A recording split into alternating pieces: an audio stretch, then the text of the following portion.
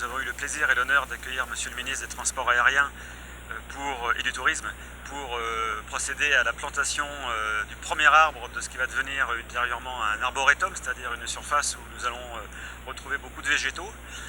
Ces végétaux, bien sûr, auront la première fonction d'embellir l'aéroport, mais aussi d'afficher notre volonté de développement et de protection de l'environnement, ce qui s'inscrit dans le cadre de notre politique de responsabilité sociétale de l'entreprise. Donc aujourd'hui, ce que je peux vous dire, c'est que l'aéroport est une entreprise responsable. Nous avons dans un premier temps adhéré au programme Airport Carbon Accreditation, qui est un programme aéroportuaire international qui vise à réduire les émissions de CO2 de la part de l'aéroport, mais aussi de tous les acteurs qui travaillent sur la plateforme aéroportuaire. C'est un programme global. C'est la première étape. Ensuite, nous sommes engagés vers une réduction des déchets dans la droite ligne de ce que nous a dit le président de la République, M. Macky Sall. Et donc nous sommes un aéroport, nous sommes en voie d'être un aéroport zéro déchet. Donc pour cela, nous avons motivé nos employés, chacun dans sa signature de mail, ce petit logo « Je respecte l'environnement ». Nous émettons moins de papier, nous avons banni les déchets plastiques, nous bannissons petit à petit les équipements à usage unique, comme les gobelets, etc., pour remettre du réutilisable. Et enfin, nous avons commencé à mettre le tri sélectif dans le terminal, de manière à inciter les passagers à séparer leurs déchets. Nous travaillons avec des entreprises de collecte de déchets et notre partenaire 3S nous a aidés en faisant de la collecte de déchets gratuitement dans les villages environnants, parce que nous pouvons nous en féliciter.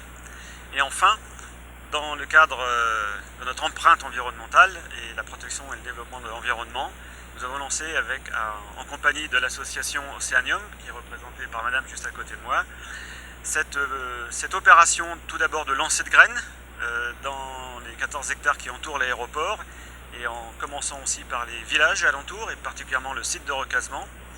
Nous avons lancé ces graines, nous avons planté des arbres, nous allons prochainement planter des arbres fruitiers, et ces arbres ont la vertu de donner une bonne image au village pour les habitants, mais aussi de limiter les émissions de poussière, de fixer l'eau, et donc que des vertus écologiques et environnementales pour tout le monde. Et enfin, sur l'aéroport, nous allons continuer notre démarche en plantant de plus en plus d'arbres et de végétaux. Et donc ce matin, c'était le lancement de cette opération de manière officielle avec Monsieur le ministre des Transports aériens et du Tourisme.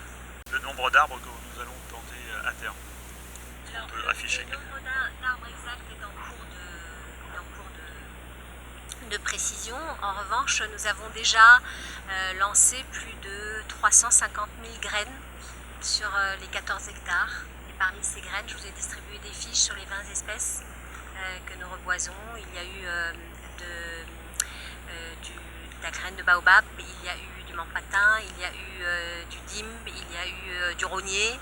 Nous avons fait une journée entière en fait de reboisement de rognier, et nous pourrons vous donner toutes ces précisions techniques tout à l'heure, puisque en fait nous avons dressé un dossier pour ça, spécialement pour la presse.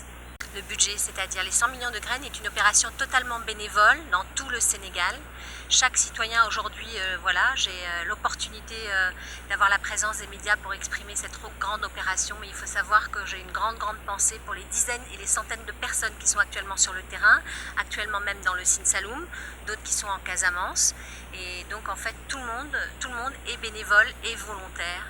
Alors imaginez dans les villages toutes ces personnes qui récoltent ces semences. Aujourd'hui nous avons déjà des petits-enfants qui voient les semences à maturité, qui les ramassent et qui viennent nous les donner. Donc quelque part nous avons déjà réussi. Et donc nous appelons vraiment à une forte mobilisation citoyenne. Chacun peut faire sa part de l'endroit où il est.